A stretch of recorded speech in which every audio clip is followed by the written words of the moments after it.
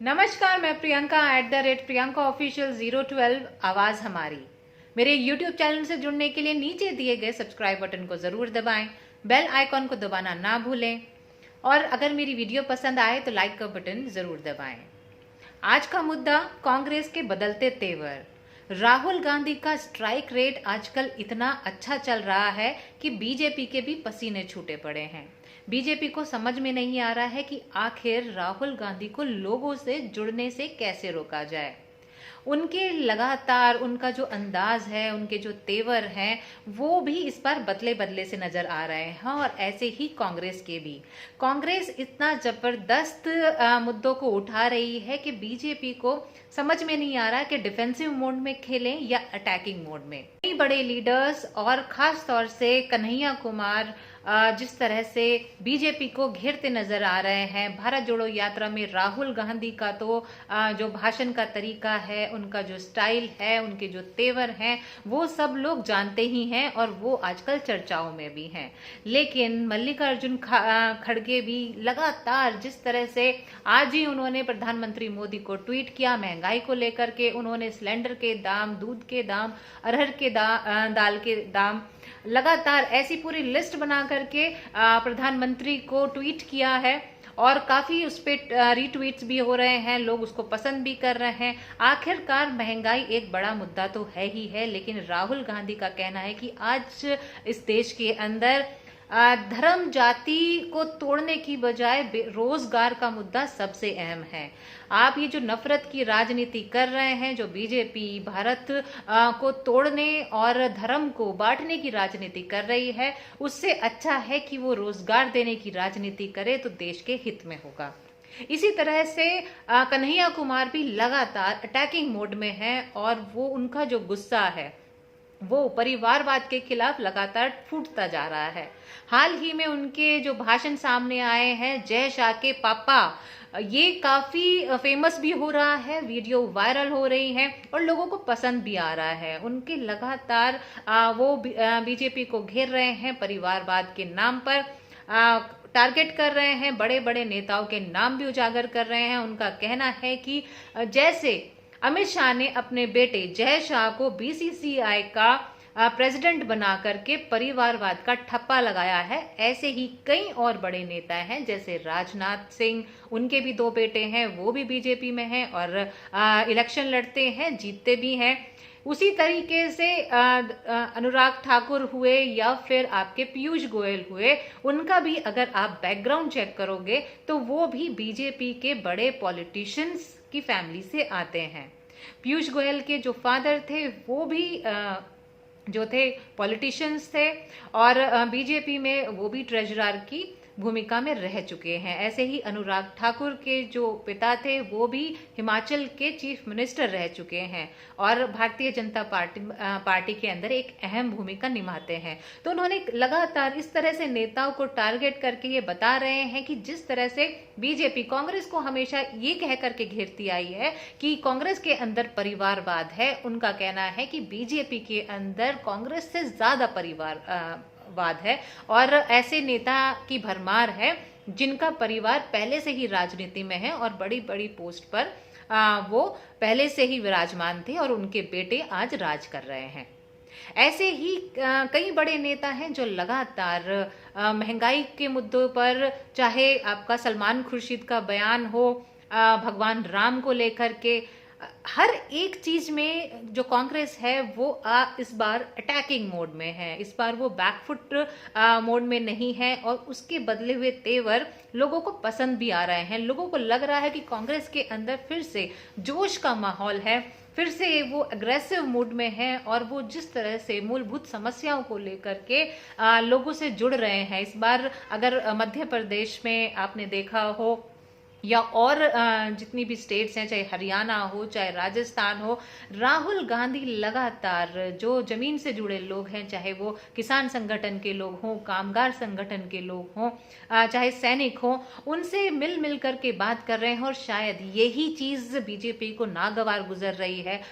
उनको लग रहा है कि राहुल गांधी आखिर लोगों से जुड़ क्यों रहे हैं, लोग उनके साथ इतने सारे आ कैसे रहे हैं। ताज्जुब की बात तो बीजेपी के लिए ये भी है कि आखिर बिना बुलाए, बिना किसी प्रोपोगंडा के, क्योंकि जब भारत जोड़ो आंदोलन शुरू हुआ था तो लोगों को पता भी नहीं था, इतनी पब्लिसिटी नहीं था। आपने देखा होगा बड़े बड़े चैनल्स कोई भी भारत जोड़ो यात्रा को कवर करने को भी तैयार नहीं था।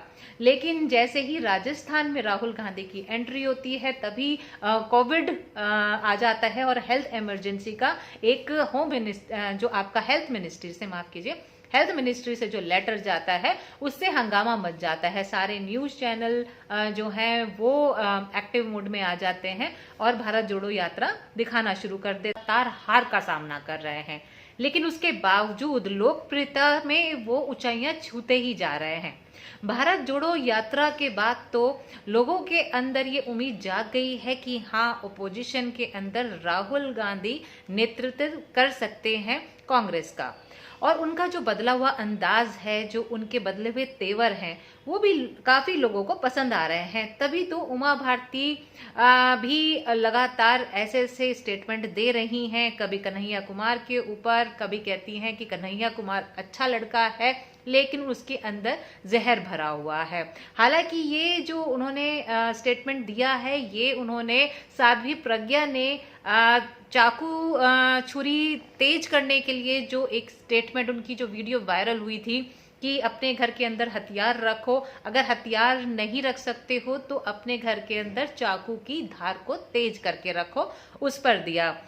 उस पर ही उमा भारती ने कन्हैया कुमार को ये कहते उनको टारगेट करते हुए ये पलटवार किया है कि कन्हैया कुमार लड़के तो बहुत अच्छे हैं लेकिन जो उनके अंदर जहर भरा है बीजेपी के प्रति और देश के प्रति, लगातार वो इस तरह के बयान देते आए हैं। उन्होंने यहाँ तक कहा कि हमारे देश के अंदर जो देवी देवताएं हैं वो चाकू या छुरी तलवार रखते हैं और वो संस्कारों के अंदर आता है कि वो अपनी रक्षा के लिए होता है, ना कि आत्मरक्षा के लिए होता है, ना कि किसी के ऊपर वार करने के लिए। लेकिन कन्हैया कुमार लगातार इसी बात को हाईलाइट कर रहे हैं कि क्या जय शाह के पापा यानी कि अमित शाह जो हैं वो इस टाइम पे होम मिनिस्टर हैं, क्या साध्वी प्रज्ञा या उमा भारती या इस तरह के जितने भी बीजेपी के नेता हैं उनको अमित शाह के ऊपर बिल्कुल भी विश्वास नहीं रहा है?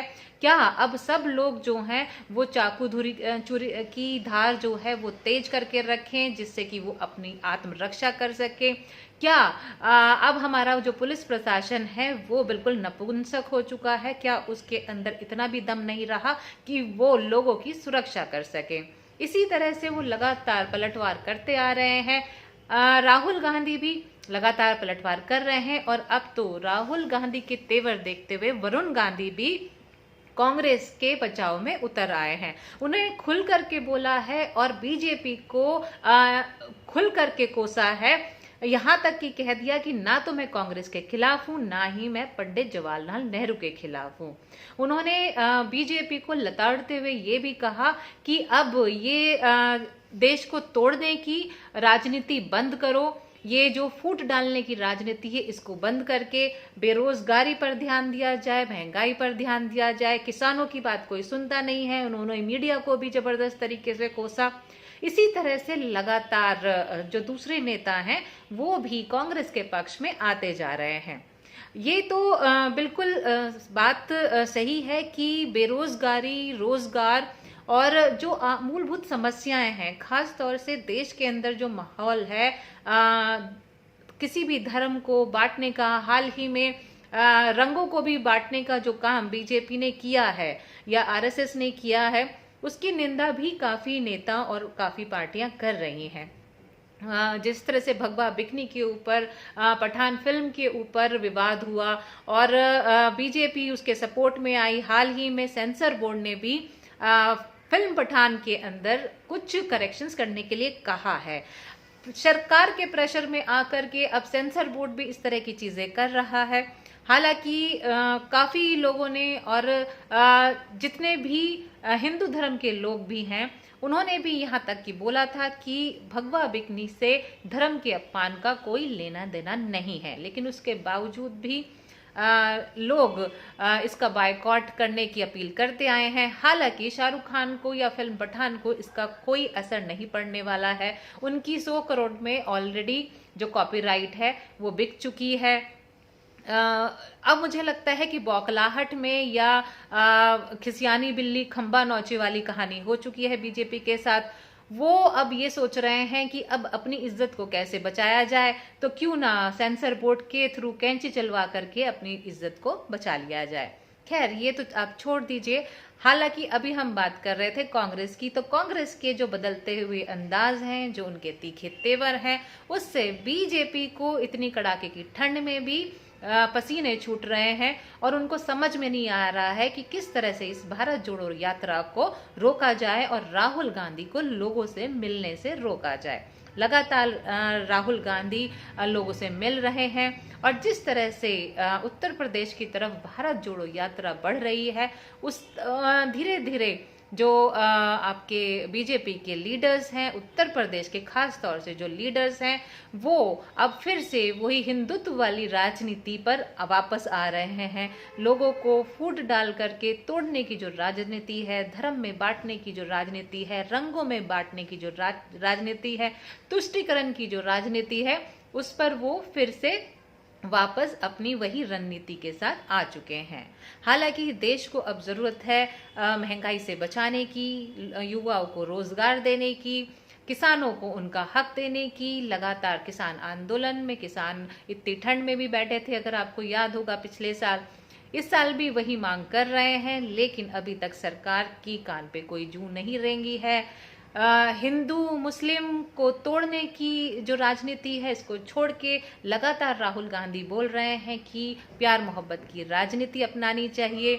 अब देखना ये है कि 2024 के अंदर लोग राहुल गांधी का कितना साथ देते हैं और बीजेपी का कितना साथ देते हैं। क्या वो अभी भी तुष्टीकरण की राजनीति को पसंद करेंगे या फिर राहुल गांधी की मोहब्बत भरी राजनीति, जो उन्होंने अभी हाल ही में एक स्टेटमेंट दिया है कि हम नफरत के बाजार में मोहब्बत की दुकान खोलने वाले हैं, क्या उसको पसंद करेगी या फिर वही हिंदू मुस्लिम को बांटने की राजनीति पसंद करेगी।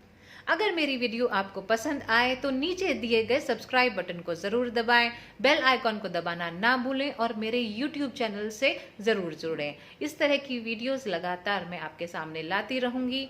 धन्यवाद।